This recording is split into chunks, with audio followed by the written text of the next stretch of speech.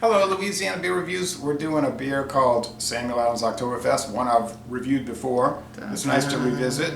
And with our anxious anticipation of the fall season coming, we're going to go ahead and review the Oktoberfest. And this is and we're courtesy all of- in orange. So Yeah, in courtessy of our off-air guest. it was also Yep. in orange, Yep. but remains anonymous today. Okay, so this comes in. I'm assuming at what, a 4.7 or 4.8? Well, I'm not sure. It's 5.3. I knew it wasn't that low. 5.3, 16 bitterness 5.3. units. It is certified kosher, like most Samuel Adams Boston Beer Company beers. We've been having an ongoing discussion on the internet about what that means, but I don't do the certification, so it's really not under my purview to worry about it too much. But I'm going by what the label says. It is a limited release for the fall, late summer, really late summer, early fall. Right. It gets us geared up toward the dark beers that are coming around, or the dark beer season. And Oktoberfest is held in September in Germany, not in October, because they determined it was too cold. So is that why they just call it Septemberfest? Well, because the name had caught on. It started in October in 1810. So Well, usually that was when the grains, when they come out and when they start making the beer, it was usually ready around October. Oh, That's okay. most and it started as a big celebration for one of the German. So would it be kings. safe to say that this is a Marzen? It's a Marzen, yeah. One of the German kings Marzen. had held a wedding in the family, and it was a big thing, and then it just became an annual celebration. And these All are Marzens. So we're gonna go ahead and crack this open, put some taste on it, see what it's all about. Now, the most popular Oktoberfest beers these days are not the Marzens, it's the lighter ones. The yellow ones they call fest beers. That's Yeah. the ones people really drink at the Yeah, there was a collaboration made with Sierra Nevada one year, and it came out really nice. I was expecting it to be a Yeah, Marzen. last year's and it Sierra was shallow. Nevada Oktoberfest was really And good. apparently it's out this year, but I've not seen it around. Sierra Nevada. The Well, 2020, I haven't seen it. well, Yeah, and well. they're supposedly making it different every year. They have the collaboration sometimes with different Company, breweries. Yeah. I don't think they did a collab this year just because of all the, humbug going on with the virus and everything. yeah. And then we get two storms in the Gulf coming our way Yeah, well, I don't think that had anything, simultaneously. I don't think that had anything to do with. First time since 1959 that's ever happened. But on Tuesday, both of them are supposed to be in the Gulf at the same time. I thought it said 1915. 59. Oh, okay. Alrighty, so it's orange color. Orange. Going with the That's theme. with the theme of the shirt, right? Yeah, 5.3. I can see why they want the lighter ones at the fest because they're you can drink more of them. Yeah, nobody wants to get screwed up anyway, so they just want to have fun. Oh, I don't know about that. Well, I think some of these people go to those festivals for the express purpose of getting blackout drunk. So it smells pretty good. It's got Mild bread. It's not too Yeah. aromatic.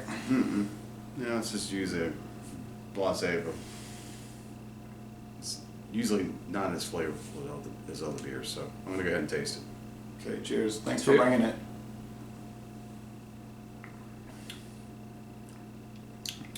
Yeah, it reminds me of Roman meal bread. Yep. Remember that? I can't find it anymore. Still It's made. light. It doesn't have a whole lot of flavor going on with it. yeah, it has a good balance of the flavors. There's nothing comes out popping out by itself. It's kind of Low profile hop spice. Yeah. And the bitterness units are not high, 15. And you get a lot of what I would call brown bread crust. Like think of eating some brown bread, but the crust. Body's medium. Finishes sort of on the dry side, not too sweet. It's made to drink, not necessarily designed to sit with glasses on the internet talking about, ooh, look at the complex characters. Right. But that's what we do. That's our hobby. So And we stick our pinkies out when we do it. I do it. I just like to try the different beers. Well, they did a good job for 2020. I remember about 10 years Yeah. ago. No, not 10 years ago. About 7 years ago. It's right across the board. Flavor profile is low, and it's just kind of married within the flavor. I would like it if it was a little bit stronger flavor profile to go it just seems like it's a little watered down version, and I'm actually kind of surprised at 5.3. I was expecting a little bit more flavor. I think most of these Martins are kind of like this. Just kind of low flavor. Yeah, I remember about 7 years ago, it tasted salty for like 2 years. I was like, why does this stuff taste salty? And I commented on it. Then that went away. I guess they corrected whatever. Or it was me. Maybe they didn't have a taster like you. Probably. Yeah. I don't know, it just disappeared. That problem disappeared. I know what I'm going to score it. I'll score, you might not remember, but I'll score A, B, C, D, F. A, excellent, B, good, C, fair, D, bad, F, you can't drink it. We don't run across too many Fs, but they are out there. We just literally cannot drink it. So since you brought the beer, what do you score it? I think it's probably like a C plus or B. It's not bad. It's a very relaxed drinking beer. You know, you can drink it. You know, like throughout the whole October daily if you want to. You know. So you're saying high, average to marginally good? Got B minus? Yeah, B minus to C plus. I think. Yeah. Okay. I find it to be, it's kind of in the middle. It's not like, and I think most likely because it's not strong flavor, I think it's losing. Yeah, I kind of felt the that flavor it needed was to a little bit- have a stronger flavor profile. To me, it just comes across as a crowd pleaser. More or less, you know, like Bud Light would be a crowd pleaser. This is falling along those lines of it needs to be real even. But don't you find that's usually the Samuel Adams approach? They don't go into too many big exotic. I mean, they have some. I mean, their flagship Like beer the is pretty Utopia. good.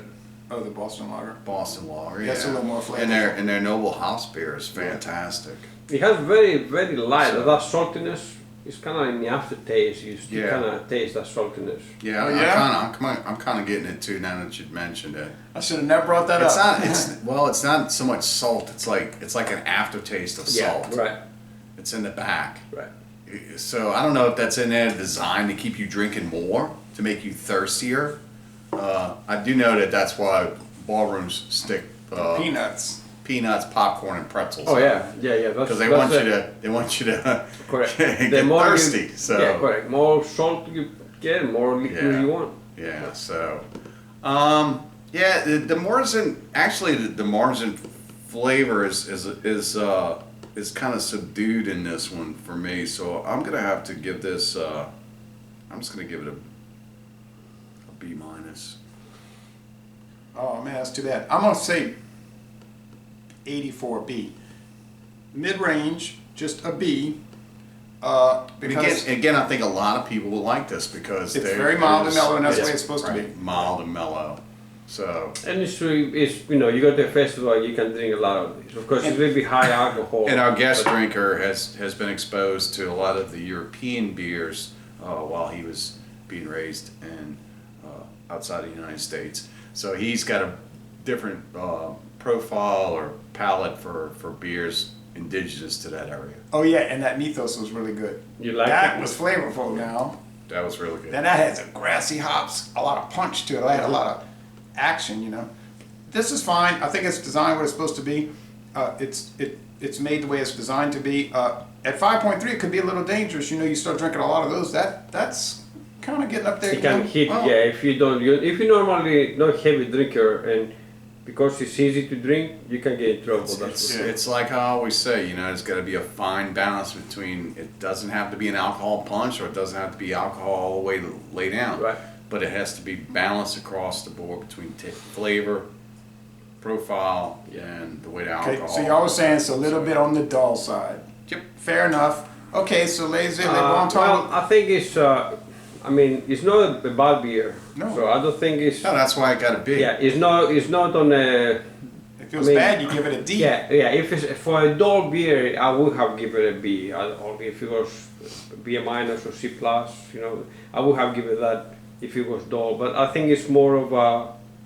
As an Oktoberfest, you expect to have a little bit more of a, you know, flavor, a little bit more happiness, maybe just slightly.